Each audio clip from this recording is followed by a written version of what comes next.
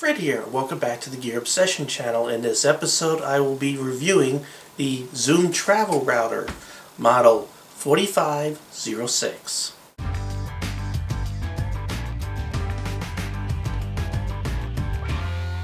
this is already unboxed because I already used it. So here's what the box looks like, and again it's model 4506. And this travel modem has wireless N, and it can link your 3G, 4G, LTE, DSL, or cable modem to your Wi-Fi devices, such as your laptop. So basically what all that means is to feed the internet wirelessly to your devices, you can plug in your, like, Verizon, 3G type device as an example, or you could plug in your cable from your cable modem or your internet from the hotel into this device. So let's take a look at the actual router, and you can see it has a RJ45 where you would plug in the internet, or you can plug in your device here just like that and feed 3G in this case to all my Wi-Fi devices via wireless N. Now this is backward compatible for people who only have wireless G devices or wireless B devices. So what else do you get with this? Well, you don't get this with it, by the way. Comes with a battery. Yep, this thing can run on batteries. You don't have to leave the wall wart, which it comes with, plugged in. What you could do is open up this compartment in the back, place this lithium-ion battery in there, just like that. Close it up, and then you just plug this in here in the back. See that? Right next to the on-off switch. Again, here's that RJ45 connector. And you can plug it in the wall and it'll charge it up. And this light indicator will let you know when the battery is charged up. So pretty cool. So once it's charged up, this thing can actually operate on batteries, where you would only plug in your 3G or 4G type device or LTE device, or plug in your network cable in the back. Just turn it on, you don't have to plug it in. Or you can leave it plugged in, that's fine too. They give you this cheesy network cable. It's one of those flat network cables, RJ45 cables. Kind of short. I wish they provided something longer, so I don't even use it. Also has some instructions and some, I believe this is a setup disc. I never use these setup discs, so I always do it the hard way. Actually, this is just a user documentation customer support disc. So let's go ahead and plug this in and see what I could do. Now when you first get this device, you're going to have to charge it up, charge that battery up, but it's already charged up. I did that before this video. And I'm going to go ahead and plug in my RJ45 that goes to, let's say, for example, the internet. So it would go to, let's say at home here, it would go into a cable modem in this case, the way that I have it configured right now. And then I just turn this on, and you can see some lights here. I'm going to turn out my big floodlight so you can see them. And this is the wireless, and this one's a USB, if you have something USB connected. And I don't know what that middle guy's for. I think that's just the on-off button. I broke out the instructions real quick. I wanted to verify what this middle LED is. It is not the power LED. This is the connection indicator for the RJ45. So if I unplug this light will go out. This thing is now spurting out some wireless N. Hopefully it's distributing the internet based on how I last configured it. So I'm going to go over to my laptop here, and we'll take a look at the settings. When you go access the router's menus, what's there, because it's very impressive the amount of technology that's packed into this little box. It's very capable. It has all the advanced features that you would normally find in a full router. As a matter of fact, there are features in here that are not in some of the lower end full-size routers. So it's very impressive. Let me go over some of the other pieces really quick. There's a reset button right here, hardware reset, and then there's the WPS button, which is one of the types of encryption that this utilizes. This can, as far as encryption of the wireless signal is concerned, this supports WEP, WPA, WPA2, and WPS, that push button type encryption right there for easy setup. And this is the power indicator, lets you know if the battery is draining or if it's good to go, and it also lets you know if the battery's charged while charging.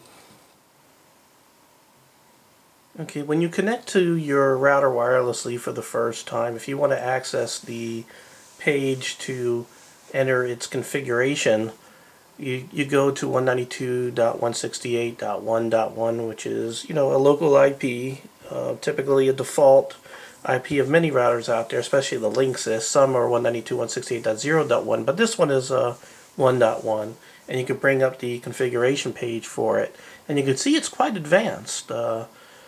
It gives you a lot of information for SIDs and IPs on the WAN side, LAN side, statistics and everything. This is a lot more than a lot of full-blown routers, and I think I've already said that. Also, the security is quite elaborate in this. You can MAC filter, you can do stateful packet inspection, you can block URLs. It does NAT, which is network address translation. It generally has, it's a good hardware firewall. It also even has parental controls, and you could even turn the SID broadcast off. So everything you would find in a full-blown router and more. So I'm going to go ahead and log in here.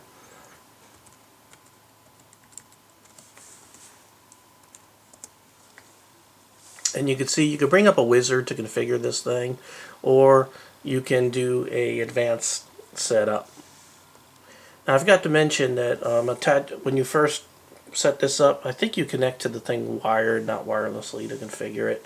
One or the other. If you're interested, with details, then you should go online, maybe look at a PDF file, the manual. I'm just sort of pitching this as a pretty good tool for security if you're the type of person that travels. I don't want to get into too much detail, and I don't want to make this the go-to video on YouTube where people are going to just flood me with technical questions about this, because I don't have the time to answer them.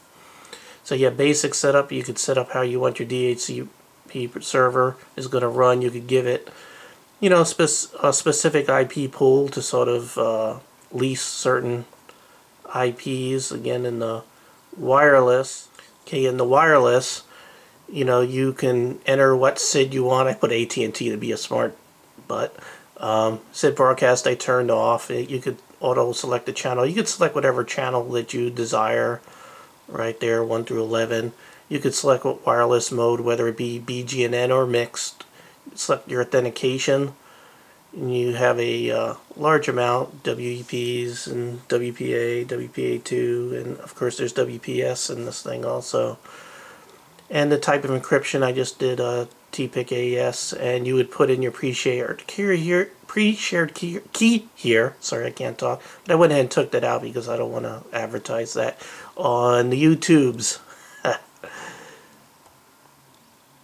You could set up forwarding rules if you have a server set up behind your router here. You could do port triggering. Lots of security features. Again, packet filters. You could have domain filters, URL blocking. You can block specific URLs that you don't want your kids to go to. You could do it via whitelist or blacklist. Really cool. You could do MAC control, where you could only allow or block, depending on which way you want to go, specific MAC addresses.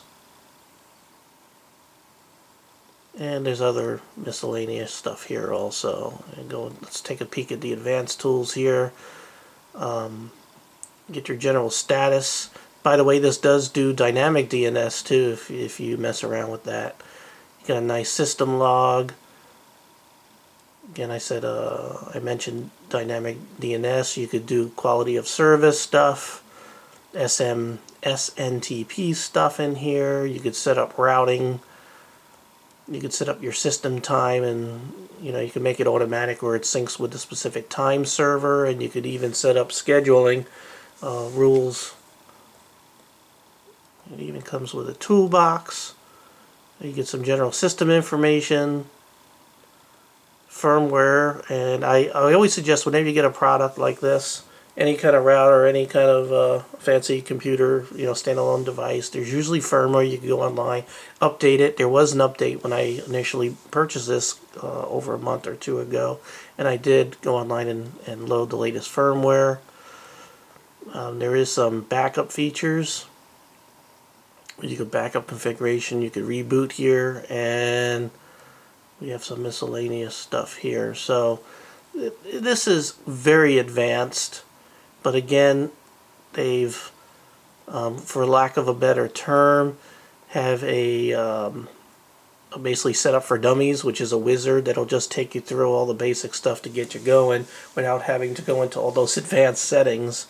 So it can be, make life simpler for you. So, very, very impressive little router. One other thing I wanted to point out here is this right here. I'm going to go ahead and zoom in a little bit. I'm zooming at the world's slowest zoom. If you notice here, it has a 3G failover, so this could be connected to your WAN, but let's say it failed, it can you could set up a failover so it would use your, let's say, 3G dongle that's plugged into the USB port on this. So it has a failover feature, which is pretty cool. You could also do Mac cloning. So let's say on your internet connection, it's looking for a specific Mac, you could put it in there, or you could clone the one on your laptop to the router. So it sort of puts the MAC address of your device here to on the other side of the router if that's required by your service provider. And again, you could disable NAT. So again, here's another interesting thing. That Ethernet port that's on the back, if it's hooked up to the WAN, you would select WAN, but let's say you put a 3G dongle in there and you want to connect your laptop to the RJ45, then you would just go ahead and put this down to LAN, or you could select auto also. So, but I had it set up like this for work. Now, some of you might ask, why don't I just use this instead of my full-blown huge router? Well, for one thing is price. You're looking at about $65 for this, and you could usually get a cheap home router for as little as $30. So it's a little pricier than your normal router. Another thing is that the wireless end is only 150 megabits. Most routers out there, you can get cheaper than this and get at least 300 megabits out of it. So it's a little bit slow. There's only one antenna in this thing. A lot of the home routers have, even though the antenna is still internal like this, usually have maybe as many as 7 antennas. So, and sometimes they might have multiple SIDs. This only has the single SID and a single connection because this is a travel router. So, because it only has one antenna and its size and, running on the battery or even running on here, it doesn't have an enormous amount of power. So as far as range, they're talking about a inside range of 300 feet. That's not my experience, but usually I'm going to go ahead and turn this off, by the way, here on the back. Most manufacturers will, quote the maximum theoretical range of things to pitch the sale of their product. Realistically, I see something between 100 and 200 feet, even though they claim 300 feet. So, with that said, it's still a absolutely outstanding buy, a really good product. It's not exactly aesthetically pleasing. They could have done a little bit to make this look a little bit cooler, but get over it. It's just a freaking travel router. It doesn't have to look good to work good, and it does work very good. So I'm very happy with this. Again, the primary reason why I purchased this is to put a hardware firewall, a device between my laptop, when traveling or going to places where you don't want to plug in the internet directly into your machine because you don't trust what's on the other end of that RJ45 cable. really this is a small price to pay to buy yourself a little extra security, and that's the main reason. Now, another reason, and the primary reason for this device when it was manufactured, I guess the thinking of the manufacturer, is that when you have one of these dongles, you plug it into your computer and you're on the internet, in this case the Verizon network. I think it's a 3G. You could plug it into here, and then you could share your internet that you're getting with this with a whole crap load of devices. So if you have a tablet and your cell phone and your laptop, they could all utilize this dongle, which before would only power one device. So it allows you to do that. Now, of course, these usually come with plans that say you only have a certain amount of megabytes. So you have a whole bunch of devices on there, you might hit your cap and get charged more, so be careful with that. Okay, in search of some more cons for this, because I don't want to pitch it as the end-all to travel routers, I want to do a quick speed test. So I'm on my computer here that is hooked up to my Airport Extreme router, wired, so we'll see what kind of speed test we're going to have. I'm going to go ahead and click to Washington, D.C. and look what kind of speeds I'm going to get.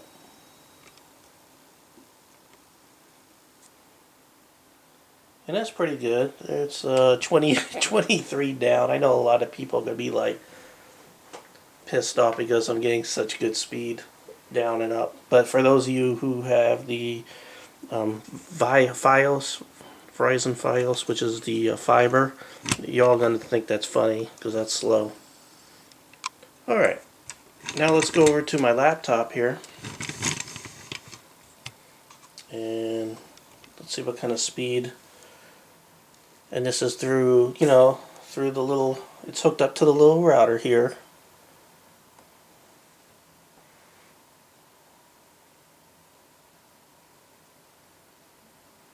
Okay, that's kind of hard to explain, but I'm getting better speed up there. I don't know. That's kind of strange. Maybe it's doing some buffering or some other weird thing. I'm going to go ahead and redo that.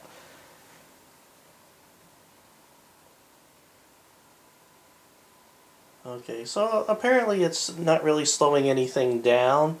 Again, this is 150-bit, megabits. So really that's a lot faster than my internet coming in. So it should end up about the same. It's just one extra hop, one or two extra hops because it's going through an additional router here.